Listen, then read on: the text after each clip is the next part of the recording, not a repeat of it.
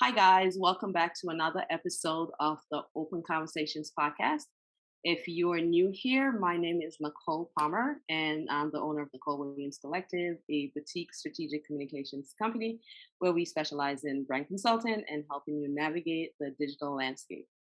And here we share content related to career, productivity, entrepreneurship, self development, and of course, lifestyle to help you create success on your own terms. Today, we're going to talk a bit about how to prepare your kids to be digital global citizens.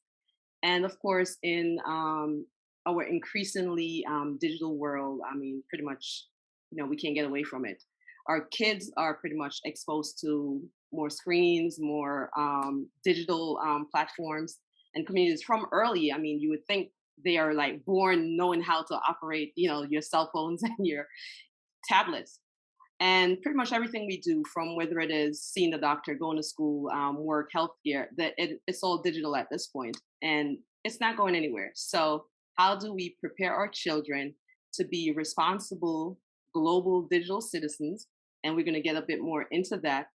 And of course, that's why we have parents and DIY.org co-founders Tripti Ahuja and Bhavik Rathod, I think I got the name correct, to help Good. walk us through how to prepare our children to interact online while staying safe and, of course, respectful. DIY platform, formerly known as KIT, has been featured in Forbes India, Entrepreneur, and the Economic Times. Plus, they have won two Kids Screen Awards, Best Website and Best Learning App. Welcome to the show, and I'm going to ask you guys to tell us a bit about yourself, where you're from, a little bit about your career. Great. Thank you for having us, Nicole. Really excited to be on this platform with you. And honestly, like you said, just the topic of how do we really expose our kids to this digital world that we kind of live in today. That's exactly how we started DIY as well. Both Bhavik and I, we share a daughter. She's 6 years old today, but she was 4 when we started DIY. And, we had come to a conclusion that there is no shying away from screen time.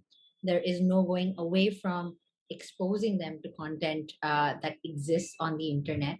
But I think that's where we really started racking our brains at how do we is there a way that we can control it, right? Right. And I think the more research we did and we talked to more parents, there are platforms like YouTube and stuff, which, is the automatic go-to for a lot of parents when it comes to helping their kids watch video or content for entertainment. And of course, there's a lot of gaming apps as well that parents do download. But at the same time, I think we always, got the kind of feedback that I wish my child was doing something more productive, right? So while we understand that our kids are going to be looking at screens, whether it's a phone, whether it's a tablet, like you said, but how do we make sure that they are not exposed to inappropriate content, because there is a lot of it out there, and so they are exposed to kid friendly content. Right. How do we make sure that they're not exposed to ads, right? Like, I think they're too Right. young like that. How do we make sure that they're not being bullied, or they're not a part of cyber crimes and just inappropriate language too, right? Because again, you once you open up this world of internet, anything and everything is game, right? And I think while as adults we know how to navigate that and shelter ourselves from the right and the wrong content, kids do not know that, right, necessarily. So I think that's really where the genesis of DIY came in. Of course, DIY, by the virtue of what it stands for, which is called do it yourself, is a platform that encourages and enables kids to pick up hobbies and activities that they can do themselves, as the Right. name suggests. But again, giving them access to content which is age appropriate, which is ad free. It is designed for kids to learn through an instructional format. So it tells them step by step on how to do something, so they can Right. actually replicate it, right? Because I think that's the largest learning, that hey, you've got to do it yourself in order to kind of get better at anything, or pick up anything. So that's really the entire sort of concept behind DIY. Of course, the underlining aspect around it all is how do we make sure that the kids are safe while they do all of this, right? So yes, we are an app. Yes, we sit on the app store. Yes, we are a website that sit on the internet. But how do we do all of this while still making sure that they are not, we're not creating just another another YouTube, right? So we are creating something that is very child specific, very kid friendly, and so on and so forth. So that's sort of the underlying function of what we are building at DIY. Right. Yeah, so I'm one of the co-founders at DIY along with Uh-huh. Tripti. I play the role of a CEO, so largely Okay. focused more on the business strategy, on the product and tech. Anything that we come out develop new features, basis of the learnings and innovations that we end up doing is what I Right. focus on. While Okay. Tripti focuses more on the daily operations, the community engagement, and is obviously most closely connected with all the kids on DIY and to Right. make sure that they are, happy, they are excited, they're delighted with the experience of what they see on DIY as well. I've been an entrepreneur most of my life. Prior to DIY, I was heading Uber and Uber Eats for India Okay. and South Asia. Did that for almost about 6 years. From being the first employee in this part of the world to scaling that business to over $1 billion in revenue. Prior to that, another startup in the HR tech space, we provide a rewards and recognition platform to large companies like Siemens, IBM, Accenture, etc. Spent about 5 years in consulting with Ernst& Young and a small company called Atos. So that's a little bit of my background. Super passionate about building businesses. I love building from scratch, and specifically excited about building DIY because of the fact that we see kids use it every day, and that Okay. brings a smile to us. Just kind of seeing how they're interacting with DIY and the kind of stuff they're creating on it. And of course, we have a live example in our own household with our own daughter who's 6 years old. Okay. So not only are you guys parents, but y'all also have that, of course, extensive background when it comes to technology and dealing with the internet and stuff. Hmm. Okay. Absolutely. So I know Tripti talked about not wanting to build another YouTube, and that was going to get a little bit more into what made DIY that different from YouTube, because of course YouTube do have YouTube Kids and stuff. So what makes DIY so special?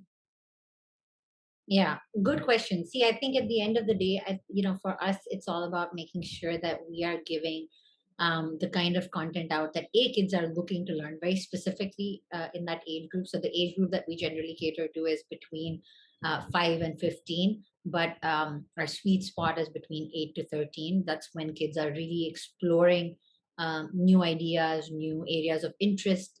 That's when they've also started developing a personality about what they like and so on and so forth. Right. So picking up new skills and hobbies is really on their radar. Like you just talked about your daughter a couple of minutes ago, playing soccer and then being part of, being a part-time entrepreneur and then, doing so many other things.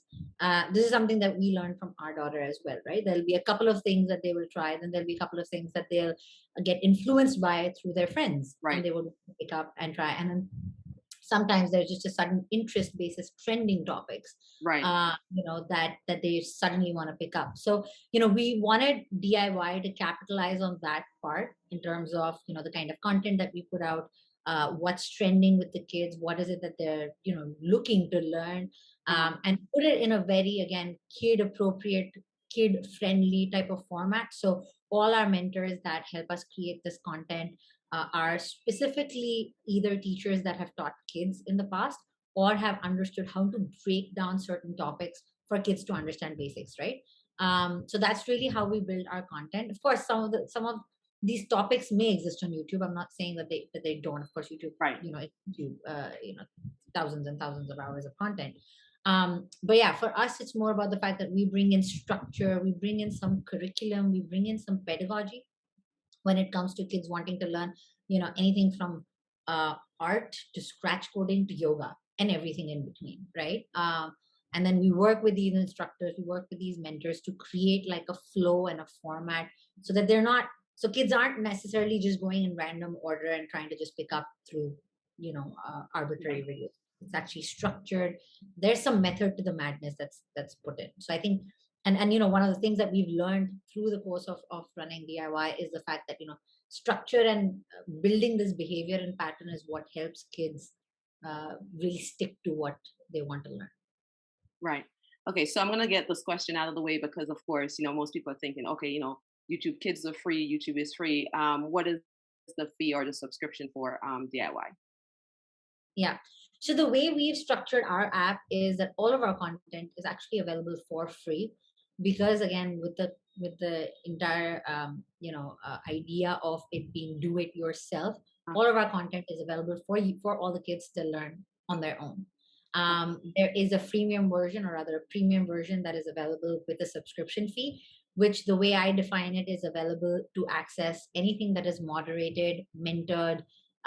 We have live sessions with mentors, so sometimes you can go through the courses with another live mentor, you can go through other workshops with mentors, you can seek feedback from moderators, and you can also access other kids who have similar interests, right? So you automatically now get um, access to kids from about 170 countries around the world who Okay. have similar interests as you. So if I am into anime and I put up something in anime, I can find a kid sitting in Philippines or in Tokyo, or Okay. or India, who has same interests, and I can start connecting with them over it and keep inspiring one another. That's kind of like a LinkedIn for kids, something like that.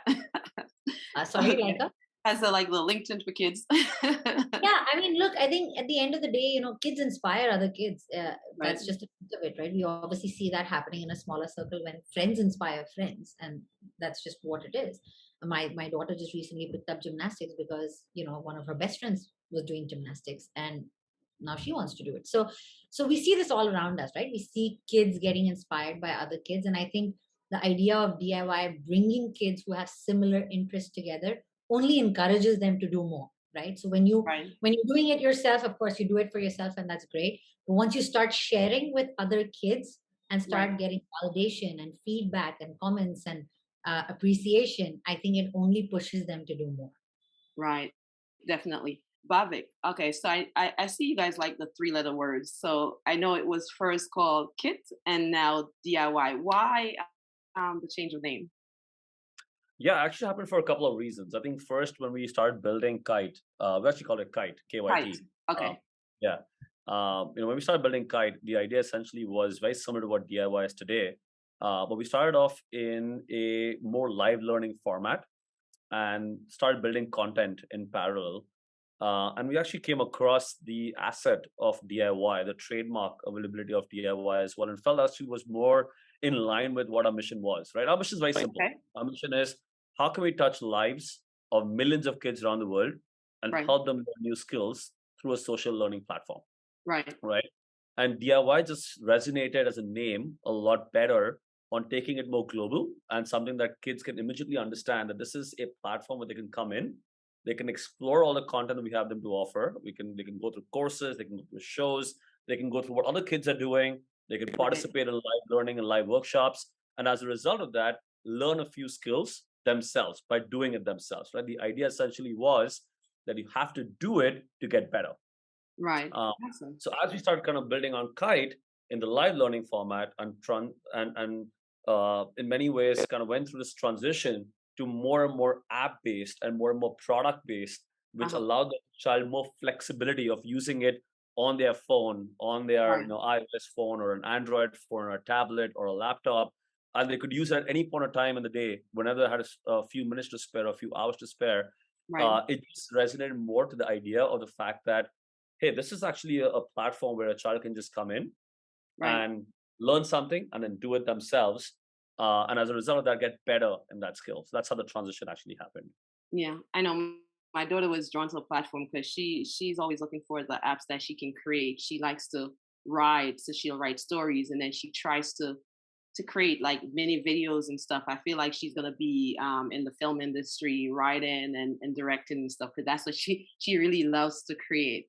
Okay, That's and with that said, let's get into what does it mean to be a global citizen in today's world? sure. Yeah. I mean, listen, I think the last 2 decades of internet has the large companies like Google or Facebook or Instagram, and YouTube have been responsible for onboarding us adults on the internet age, right? We came on the internet as these companies started growing as well, right? The Amazons of the world, and things got easier, more comfortable. You could access stuff first on a browser, on a desktop, then on a laptop, and now on a phone.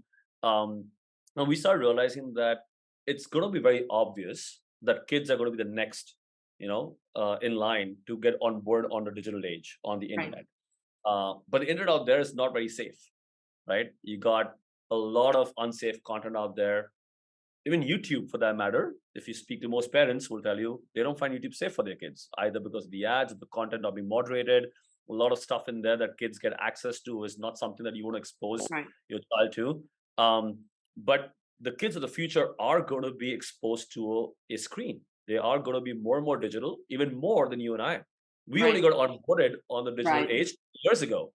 Right. They're going to go onboard the digital age from the time they're going to be born, right? And there's a recent report that came on, which is that said that 98% of all kids under the age of 10 in the United States have access to a tablet or a smartphone. 98%, right? Which Right. means they're already exposed to a gadget right from the time they're actually born, and pretty much they're going to be exposed to that or pretty much all their life. Right. So one of the things that we took on ourselves is that how can we make sure that at the early age, before they make, before they transition from that early age to preteens and then teens and then and adulthood, how Right. can we help them get onboarded onto a digital platform, get them exposed to what it means to be a global citizen on a digital platform, but also making sure it's extremely safe, it's moderated, it has all the protocols required to make sure that the child and the parent feel safe when they're on this platform, right? And we say, Right. hey, what if YouTube was safe, and what if there was something like an Instagram for kids, but oriented more towards learning, right? Because at that Right. formative age, when you're growing from 5 to 15, you're like a sponge. You're pretty much absorbing everything that's exposed to you, and you're learning really fast, right? So that's how the idea kind of came about as well, which is I think where we see this heading towards, where kids are going to get exposed to a digital platform and become digital citizens very early. Right. Can we expose them to the right digital platforms Right. until a certain point before they can make their own decision is going to be important. And I think we can play a very critical role at DIY in onboarding that next generation onto digital platforms in a very responsible way. Right. And I know, because I'm familiar, I'm aware of parents who are basically, they try to shelter the kids them away. I mean, personally, I can't tell other parents what to do, when it's up, because not everyone likes to hear. But of course, I usually believe, I mean, it's not going anywhere, so we might as well teach them how to navigate it as we do best. As a mom, Tripti, what are your thoughts on that? I remember my daughter had, I think, for her when she was in third grade, she just started fourth grade. They had to write an article on why more digital is better for her. So she took the pro aspect and she actually made some good points. So, why she needed more screen time versus why less screen time. And she made some good points. So as a mom, and I know as moms, sometimes we can be a little bit more protective because, what are your thoughts on that? Yeah, I was saying that's a really interesting question. I've had a constant debate with my daughter from the time that she was 4. She wanted me to record videos of her baking and then put it up on YouTube. And, Mhm. and obviously I wouldn't do that. but she was like, hey, I want people to see this stuff.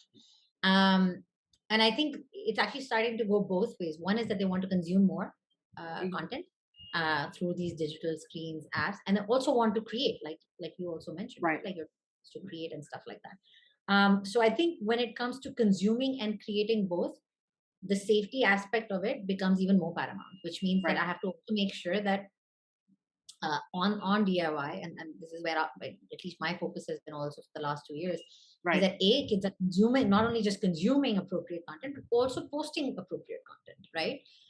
We in fact have a team of moderators that make sure that every piece of content that's put up by all the kids is also appropriate, which means that your, again, language, topics, and things like that, which should be on the platform are there. We also go to the extent of making sure that there's no bullying, right? I mean, we underestimate what happens when kids bully each other. It leaves a huge negative impact, right? Like whenever you're right, more destructive in your feedback versus constructive in your feedback, right? right, Their kids can shy away and stop posting because they didn't feel appreciated, or they didn't, or they got some negative comments slash hate, versus a kid can react completely differently if they're gratified and if they're appreciated for their work. right, So I think keeping these kind of things in mind is what we focus on a lot. And like I said, as a mother, it's very important for me also to make sure that my child is, uh, you know, at most times getting the kind of constructive feedback she needs to grow Right. and to feel motivated to keep trying new things, right? I mean, there will be times she will fail at things. She will do a science experiment that will not work, and it's fine, right? She will make a piece of art that will not be great, and it's Right. fine, right? But I think giving that reassurance that it's okay, give it another go. I think those kind of things become really important. So, at least on DIY, one of the things that we make sure is at this level of moderation, where Uh-huh. we are giving constructive feedback, we are making sure that, you know, as much as possible, nothing negative is being Right. shared, talked about. People are only encouraging each other. Is what is the, the operating And procedure. how, as far as moderating, how soon are inappropriate content taken down, if there's any? Yeah, there is AI moderation in place as well. So if there is any inappropriate content, most of it is already flagged off by AI and removed Uh-huh. immediately. When it comes to things like comments, which is slightly more subjective, Right. is when our manual moderators kind of come into play. That for us is also fairly real time. We have a 24/7 moderation coverage around the world, just again, because we have kids from about 170 countries. So we do need to make sure that at all points there is one moderator, or at least minimum of one moderator Right. online. Kids have the ability to flag inappropriate comments, inappropriate content. So they kind of feel the onus of Right. being part of this community and saying, hey, you know what, I didn't like what this kid said to that kid. We also have Right. those kind of situations where, they're kind of moral policing themselves. And I think to the topic that we are talking about and how to help kids understand how to be more responsible and how to be more empathetic and how to be more digitally Right. ethical. Right. I think those are the things that this level of moderation also brings in, because the community brings it out in them, right? Hey, if they see one kid bullying another kid, like, you will have five kids flag that and say, hey mods, check this out, look what's happening, this should not be happening, right? So Right. automatically kind of kicking in, like, something's wrong with this should not be happening, right? Or if some kid puts out again some inappropriate content saying, hey, I'm 10, I should not be looking at this stuff, so I find it really interesting that the platform by itself encourages kids to think about what is okay and what is Right. not okay. Right. Awesome. Yeah. And you talked a bit about, helping your daughter, understanding that they're gonna want to create, and you don't want to kind of discourage them and stuff. So, and even for me, my daughter, she's showcasing these talents and skills, and I mean, kids are building businesses from early. They're doing well at it, and it's not to say they aren't. Plus, they model us, and I think as far as you're saying is, I guess the teaching them how to navigate starts with us in terms of being able to teach them rather than hide them. Because I feel like if you tell them no, it makes them only want to do it more rather than say, Exactly. okay, this is what we're going to do, but here are the guidelines within which you operate. I'm one of those parents who believe in autonomy with boundaries. And I Exactly. feel that it has worked. My oldest is 24, turning 25. My youngest is 9. And I felt, I see where that worked pretty well because I gave them the autonomy to understand that you can make choices, but you have boundaries within you. You're able to make those choices. So it teaches them early, like you said, the platform does, how to navigate and make those choices so that they can develop that going into adulthood. And so, of course, I know, my daughter is creating on the platform. I manage those to make sure because I know how cruel it's a cruel world, even for us as adults.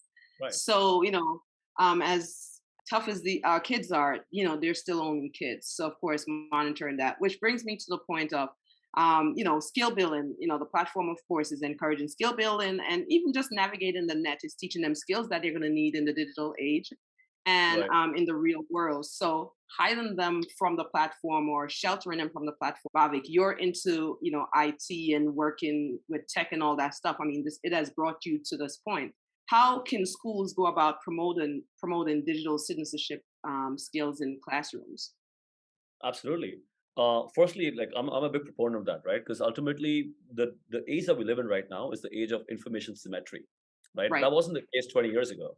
right, It was the age of information asymmetry. You were pretty much contained or curtailed within your geographic boundaries, and your exposure as a child, or even up to a certain point before you became independent and traveled yourself, was limited to just going to school, the exposure you got in school, the exposure you got in the community or your neighborhood, and that was it, right? So your knowledge was contained out there. Now with Right. the access to a digital age where you have the access to the internet, you have access to more information. There's information symmetry, which means a child in Sydney, a child in Singapore, and a child in San Francisco have equal access to the same information and the same skills that they can actually develop as well.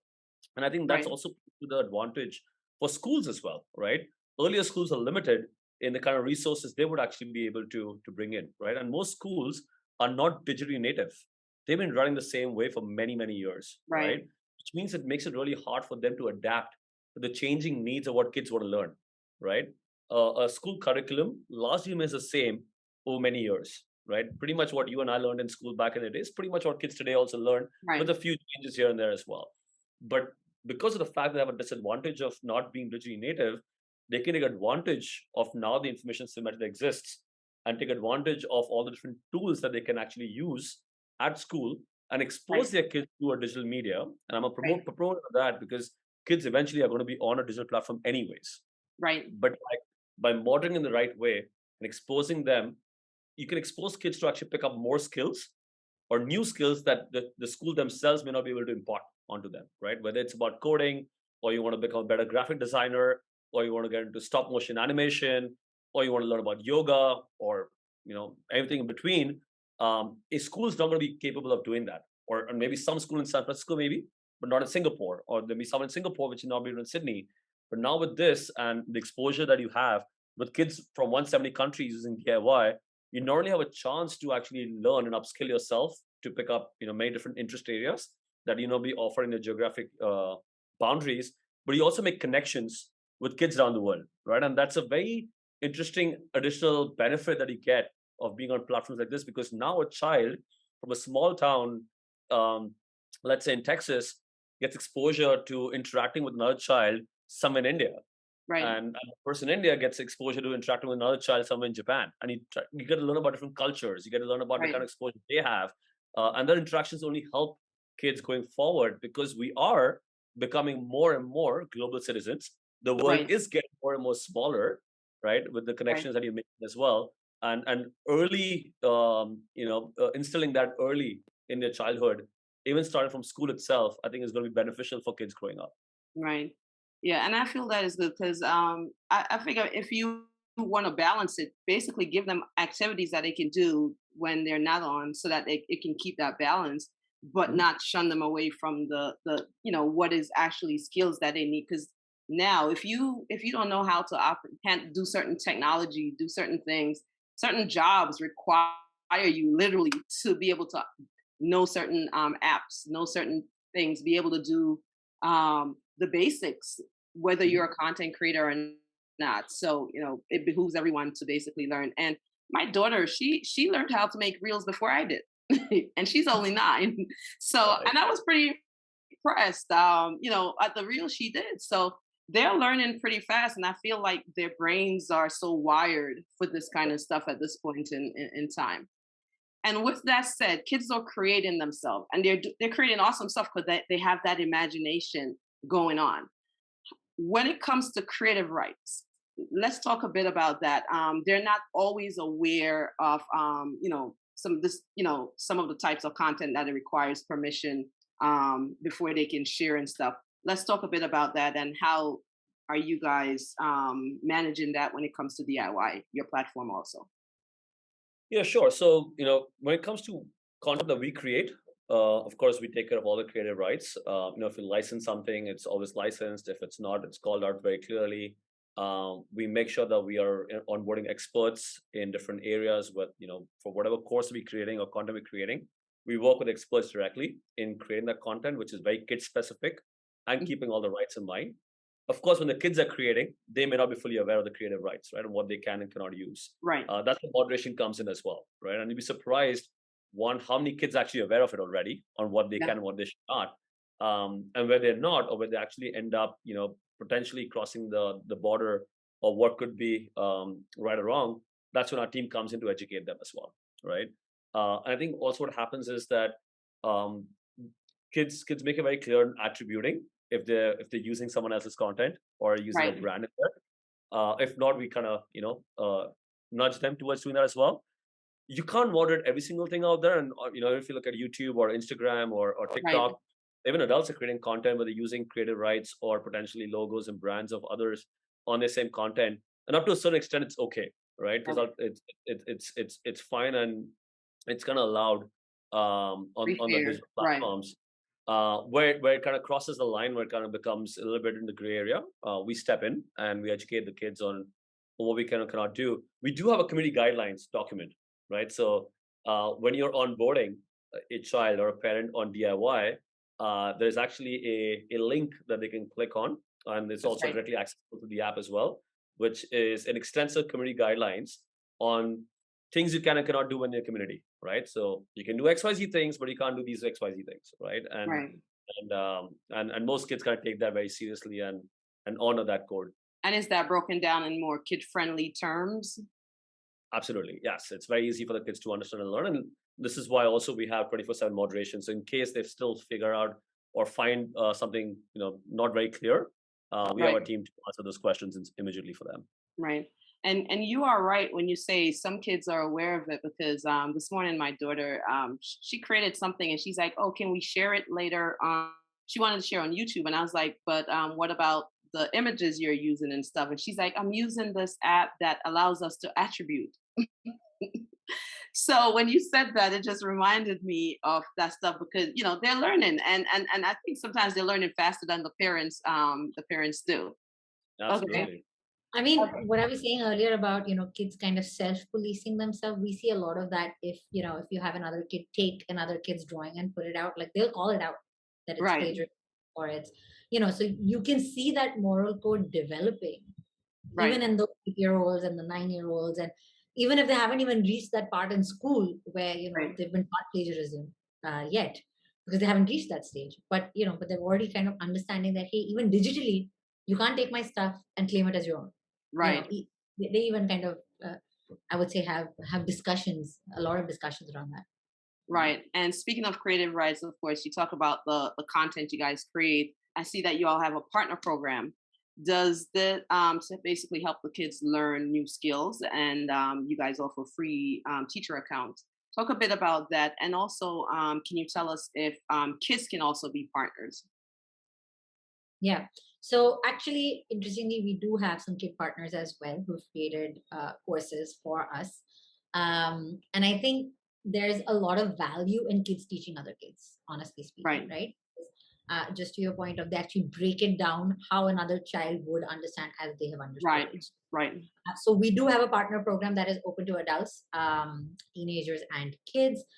We've had all sorts of varieties of people create content with DIY, and honestly, from countries like Philippines, we've had partners in New Zealand, we've had partners in the UK, in Canada, in Brazil.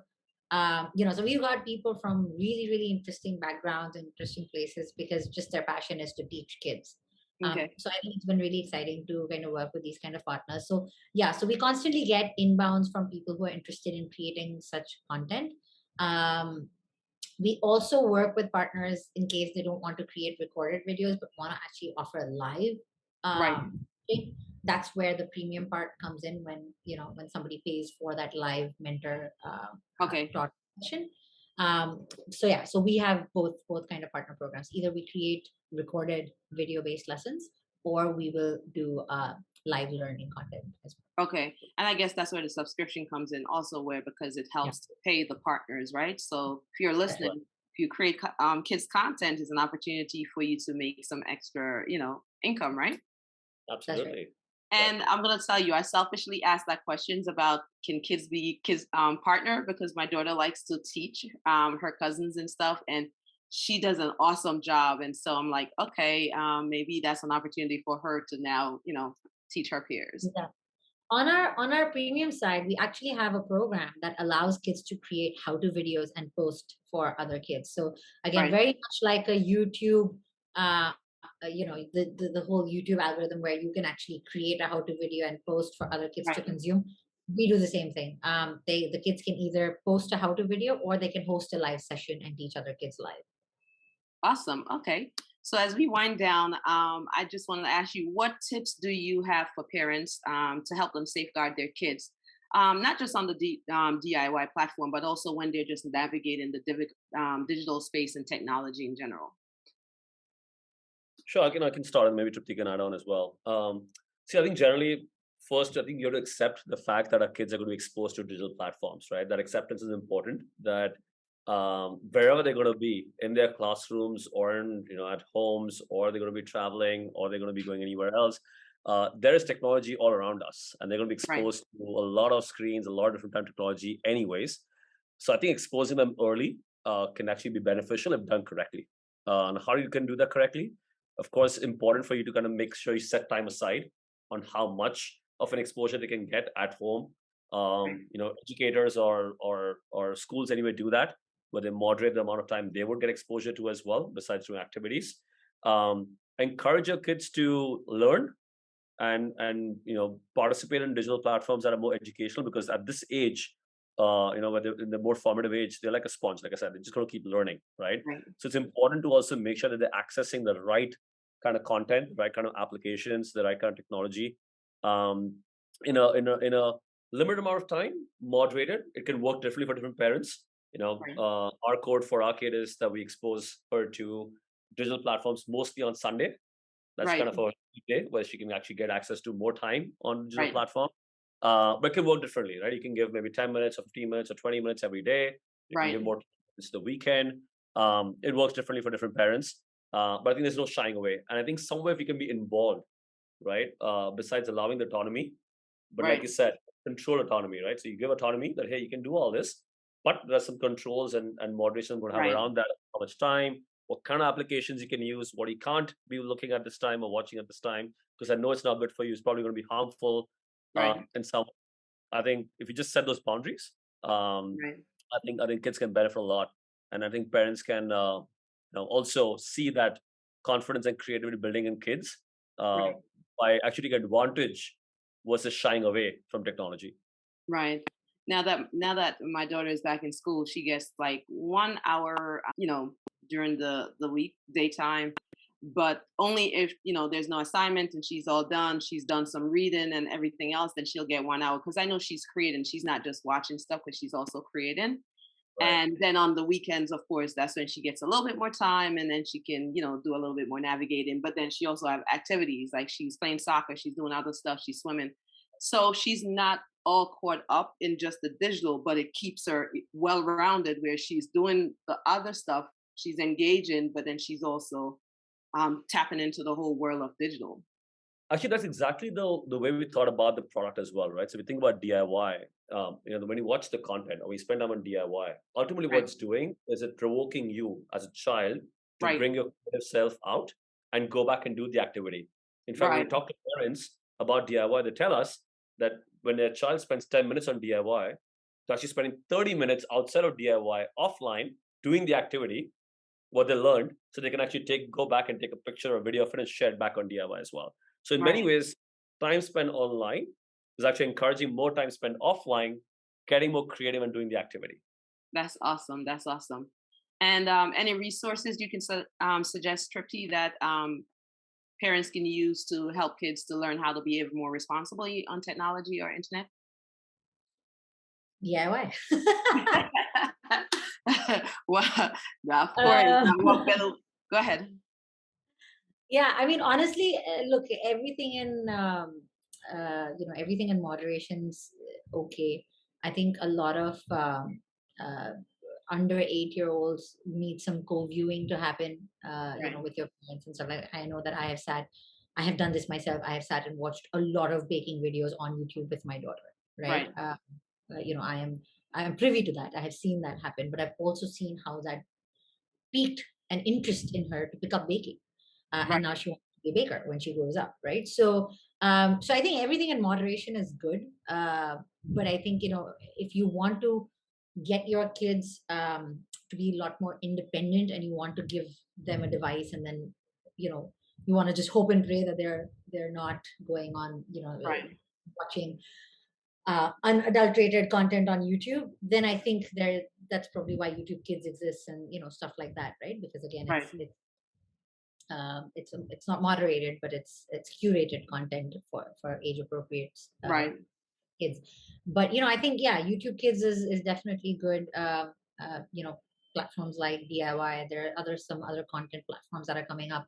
But I think when it comes for expressing creativity, I know that DIY right now is one of the only ones. So I think the two-way is really important, because again, like Vic said, it's not about just the 10-minute consumption. We Right. need to encourage them to do something on their own, right? Right. Because the productivity only comes when they get their hands dirty. Right. It's lovely to kind of consume great content. It piques their interest, fabulous, but I think that's only half the battle. Right. Because they do have to exist in the real world too. Yeah. Okay. Exactly. Awesome. And what's next for DIY? Honestly, for us, we've you asked about educators as well. We've had a lot of great interest from schools wanting to use DIY in their classrooms, because of course, like Vic mentioned, most of the classrooms have had traditional curriculum for a very long time, and they Right. are getting to the point where they want to evolve that curriculum and start having activity-based learning as a part of their the way they teach kids. And so DIY is going to be used by a lot of schools for involving kids to do a lot more hands-on learning. So that's what's next on radar for us, and making sure schools around the world are using DIY as a part of their curriculum. That's awesome. Well, I will tell you guys, last night I applied for the affiliate program, and I'm going to be signing my daughter up for the partner program. Of course, I'll be, monitoring that and making sure that but that's something I know she wants to do. So I'm excited about seeing how I can, build that into what I'm already doing. But thank you guys for taking time out of your busy schedule. Thank you, Bhavik. Thank you, Tripti. Thanks for coming on and sharing how to, helping how to prepare our kids for this digital age, and how you guys are using DIY to help safeguard our kids while teaching them how to utilize and capitalize on technology, and the internet, for the greater good. I hope for the listeners that they're going to check out DIY.org. And I hope that they learned a lot from you guys. Any last things you want to say? Well, Awesome. thank you Thank so you much for for having having us us. on the platform. And, again, I hope and pray that all parents give their kids access to learn new skills one way or another. I think, opening our kids to as much as possible, like Vic said, they're a sponge at this Right. point in time. Let them absorb the right things and build an awesome life.